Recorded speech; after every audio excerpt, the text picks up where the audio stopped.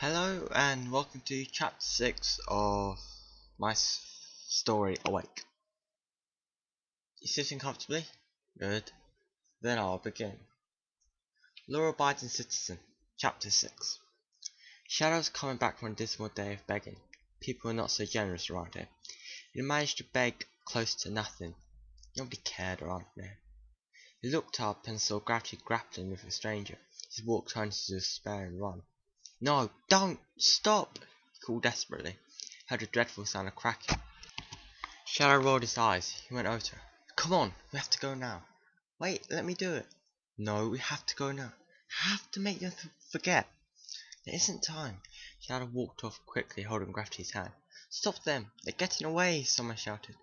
Shadow looked around and started to run. No, don't run so far, Shadow. Sorry, sis, just hold on tight. Stop them! The voice shouted again. Other members of the crowd looked around and saw the running siblings so quickly stepping away to stop them. Shadow sharply dodged around them. The crowd seemed not to notice and they carried on walking. What are you doing? They're getting away! Get after them! Same voice cried. One of the crowd turned around. Why? They haven't done anything. Fine, I'll get them. The voice started running and it stopped. Damn it, where did they go? You wanted to see me, sir? Yes. Mitch, take a look at this. Milton picked up a remote and flicked on the television.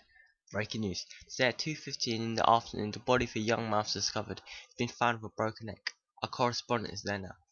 Thank you. Yes, indeed, today a body of a young man whose identity has so far been unconfirmed was found in East London. His death is now sixth in what seems to be an unconnected murder spree. A witness has come forward. We've interviewed them, but they wish to remain anonymous, so I'll read their testimony for them. I was just walking along, going by my day-to-day business, when I saw this young blonde girl with her hand at this man's throat. I think she was strangling him. I'm not sure why. I set forward to try and intervene. When I heard this horrible cracking sound, all life just drained out of the man. Then an older boy came along, and the two just ran off. It was a busy day, and other members of the public stood in their way, trying to stop them. And the most peculiar thing happened. The public suddenly stood out of the offender's way and made no attempt to stop them. I then tried chasing after them, but I lost sight of them. And that's when I called the police.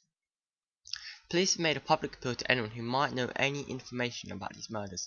If you do, then contact your local police officer anonymously. Back to you in the studio. Mitch and Sarah got out of the car and walked up to the crime scene. Mitch went over to a man in a white coat. What you found? Well, we've definitely confirmed that there are some faint fingerprints on the man's neck. I sent them off for analysis. We will be able to have identification of the attacker in a few weeks' time. You can identify someone through their fingerprints? Sarah asked. The man nodded. Yes, people's fingerprints don't change throughout their lifetime. All we have to do is compare the current ones to the ones on the person's birth certificate. Okay, well, at least we can finally find out who our mystery attacker is. A few weeks later, Mitch sat at his desk with a brown envelope which contained the identity of his mystery killer. He already read it as now decided and wanted to post it. Sarah walked into his office. So have you read it then?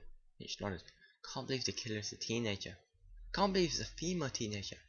If the killer was an adult, I'll be able to understand. Not a teenager. What could have motivated a teenager to kill all these people? Why would a teenager kill all these people? There would be to profit in it. Sarah offered a solemn shrug and decided it would be better if she changed the subject. So, you making a wanted poster? Yes, we believe we've constructed an accurate description on what we think she would look like now. The only photograph found was one taken of her when she was a baby. Mitch has ordered a full... Milton has ordered a full-scale investigation to try and find out more about her. I'll get a full report about her in 2 days' time. 2 days later, Mitch was sitting by his desk with a brown envelope in front of him. Sarah walked in and sat down. Is that the report? Mitch nodded. We haven't been able to find out much. We've checked all attendance reports of all local schools and nurseries around the area where she would have grown up, and we haven't found anything. She can't have gone to school, otherwise we all know about it. At least we know her name, so that's something. She's about 13 years old. She was born and raised for 4 years somewhere in Kent. On her 4th birthday, we've lost track of her. She has an older brother. Her mother is dead, and her father works in the medical industry. So all we've got. Can't find a trace of her or her brother. I don't know what you're so worried about. We found out loads of important information. Okay, so you can't find her or her brother. You just have to accept that. Mother is dead. Who's that leave? Her father. If you can find him, he might know where his children are. You see, you've discovered a lot. I haven't. I could be describing any girl in the world. The only thing that makes her stand out is her parents. Other than that, she could be anybody. I still think we found out a lot. Okay, let's just say she didn't go to school. But why did her parents not send her to school? Maybe because her mum is dead? Let's say she's alive. Why wouldn't they send her to school? Maybe their child could have some deformity that their parents would be so embarrassed about that they wouldn't want people to see their child, in fear of being laughed at. Certainly a horrible thing to consider, but it's definitely possible, said his youth. It's a good theory. What sort of deformity do you think it could be? Mitch asked curiously. That's hard to say. Maybe it's a physical or some type of mental problem. I've had a theory that the killer might be a homeless person because they feel that everybody's abandoned them. I told it to Milton, but do you think it makes sense? Maybe our two theories could be connected in some way. Sarah nodded. It certainly makes sense. It's possible that this homeless person was abandoned by their parents because of deformity. This has left them feeling angry and resentful. Good work. Let's try and stick these posters up, and later I have something I want to say to you. Gravity and Shadow hiding in an alleyway listening to the police sirens go. I still can't believe you've been as obvious as that. We're going to get caught. We are if we stay like this. Let's go. Gravity put one hand on the wall and pulled herself up. Shadow grabbed onto her other hand and he led her out of the alley. Luckily it was a rainy day and there were not many people around. If somebody spotted the siblings, then they would be done for. Oh my god, Shadow said quietly as he went over to a lamppost. Oh my god. The police have got wanted posters of us up. Gotta get out of it. Simmons turned to run away. Well, hello, kids. Didn't expect to see you again. Shadow turned around and saw Consultant Gideon Jones standing in front of him. Oh my god, run! Sis, you know what to do. Gideon smiled and took Gravity's arm and bent it around the back. I'll give you a minute to run, then I'll call the police. Gideon let go of her and saw the teenagers run off.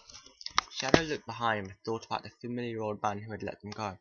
Suddenly the bolts span and Shadow found himself on his front with his hands behind him hearing the clink of metal. He saw Gravity next to him and Bliss being muzzled and leashed. They ran straight into the police and then the police picked them up and threw them in the back of a police van. Shadow felt himself crash down to a mattress. After a short ride he was picked up and firmly placed onto his feet.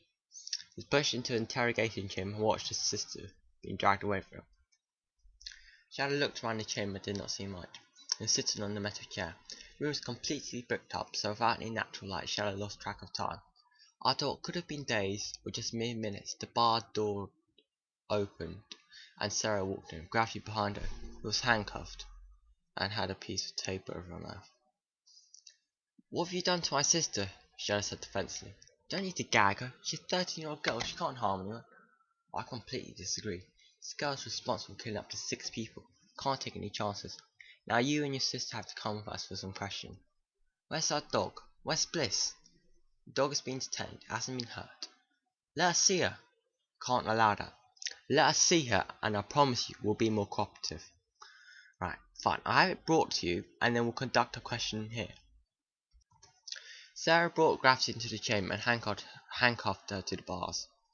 She walked out of the room and locked the door. Shadow listened as Sarah's footsteps became quieter and fainter. Gravity, just stay where you are. I'm coming over to you. She heard steady footfalls until they suddenly ceased and she guessed that brother was in front of her. Mouth started to sing as the tape was ripped off. Right, we have to get out of here. Once that policewoman comes back, I'll charge her. Slowly the sound of clunking heels on the stone floor grew louder and louder. Mitch took his keys out and then, as the sound of a key turning in a lock, the door slowly creaked open.